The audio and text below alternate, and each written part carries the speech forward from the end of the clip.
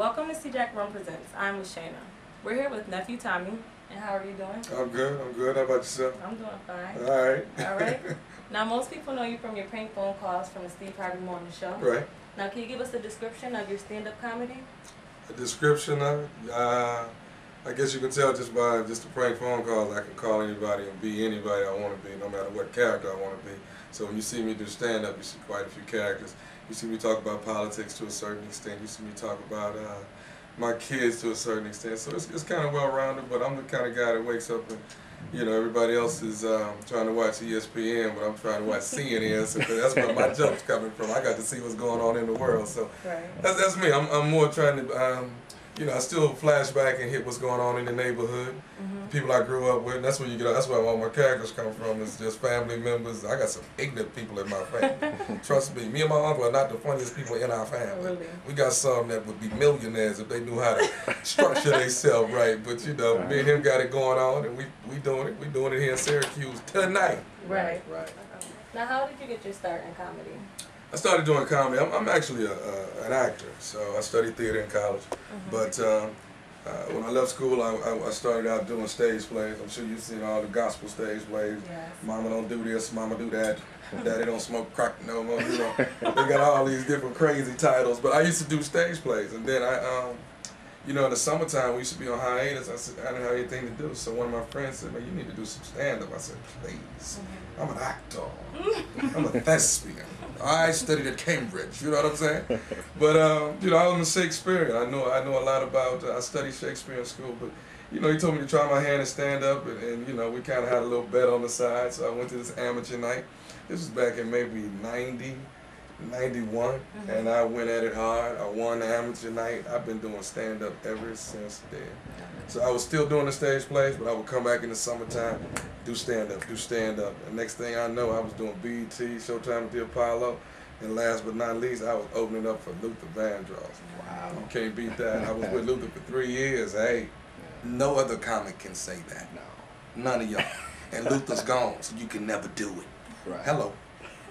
So you've been successful ever since then? Been pretty successful. I can't complain with, you know, the direction of how my career is going. Of course, my ultimate goal is film, and I've done quite a few films that are wild and crazy. You'll catch them on the Blockbuster shelf, but you know, I haven't had the film yet to go to the big screen. So that's next in line. So you know, when you say you haven't even asked the question yet, but when you look down 5 years from now and see where yourself is, where I'm going to be, then I want three to four films a year. Okay. That's the biggest goal. 3 to 4 films a year. Still doing radio with my uncle if he wants to do that. Right. Anyway, you know, well, he write another book. He not gonna run out on us. You know what I mean? Well, that was my next question about working with a legendary comedian as your Uncle Steve Harvey. How's that been? It's good. It's good. It's demanding, and I like it being demanding. You got to get up every morning, and for 4 hours, you got to be funny. Funny comes natural to him and myself, but the hardest part is getting up. Okay. You know what I mean? You got you're a person that I used to be a night guy. You know, I wouldn't go to bed till 2, 3 o'clock in the morning. Right. So now you're talking about getting up at 4 or 5 o'clock. To get to work on time, you know, and you know when you late for the radio, everybody know you late. Right. So, but it's when you get past that, just being on the radio, you just be yourself, and my own personality comes out, and the foolery, and take the stupidity to another level, and it's fun. So being with my uncle is cool. You can be yourself, basically. Be myself, and I'm professionally stupid. Oh. Have you ever met somebody professionally stupid? No, I have not. I'm professionally stupid. I get paid to be stupid. You do? Yes. I don't think you're stupid. I'm not stupid, but it's stupid with a lot of intelligence behind it. Right. Hello. Okay. Yes. Now, can you give us any inspirational words for any comedians or other people pursuing their dreams? If you're pursuing to be a comedian, you can't stop. You can't stop. You got to go into all the hellholes and perform. I performed in places where nobody was listening, everybody was at the bar drinking. I performed in places where all the focus was on you, and you just didn't have it that night. I've been in the worst scenarios that you can possibly be in, but you keep coming back each night and saying, I'm going back in there. I'm going to do it again because I know I'm funny. And you got to know it in your heart that you're funny. And then, you know, it's a lot of people that think in their heart that they're funny, but don't have the right material, don't know how to deliver it, don't know what to say, don't know what to talk about. There's a lot of people out there on the corner standing around with a barrel of fire, and they funny as all get out. The wino is funny, but he can't come and stand in front of 3,000 people and deliver. He can't do it. He can be funny in that environment. So when you're trying to be in front of 3,000 to 5,000 people and stand and deliver, it's a difficult process. So you got to go train yourself, croon yourself, and be ready for it and be prepared. So it's a hustle day in and day out.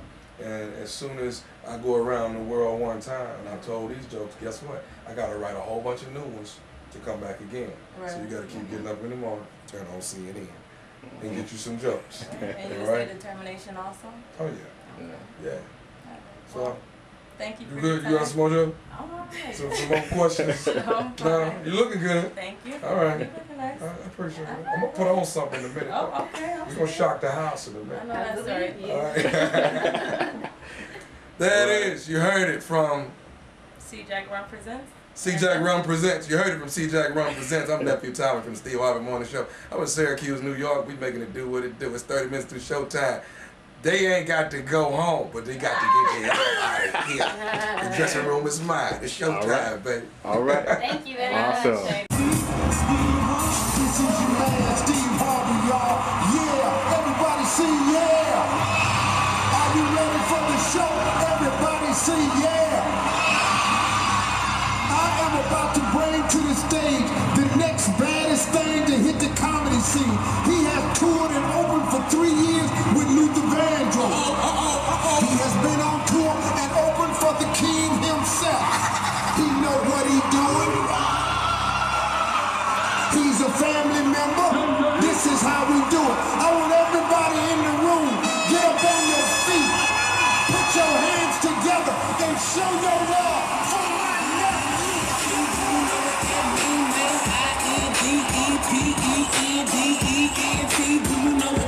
She got a whole house. You got to go back.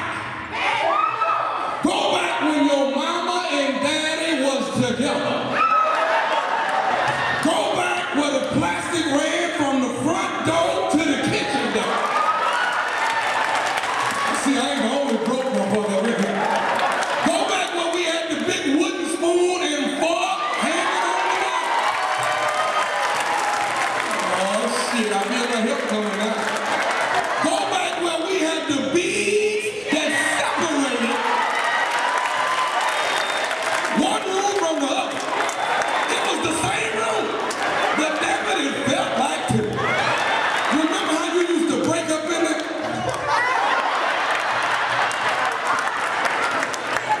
Let's go back when we had 2 different greases on the stove. The old grease and the fish grease.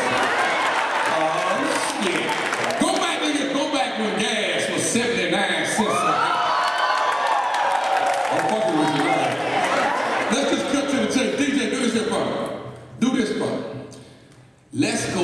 Do you have an 8-track back there? Pop that off of me.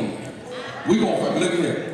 When we turn this shit on, I swear, y'all better stand up and turn a cartwheel up in this one. Y'all better act like y'all done lost y'all damn mind. Alright? Alright? DJ, look at here. Find their ass.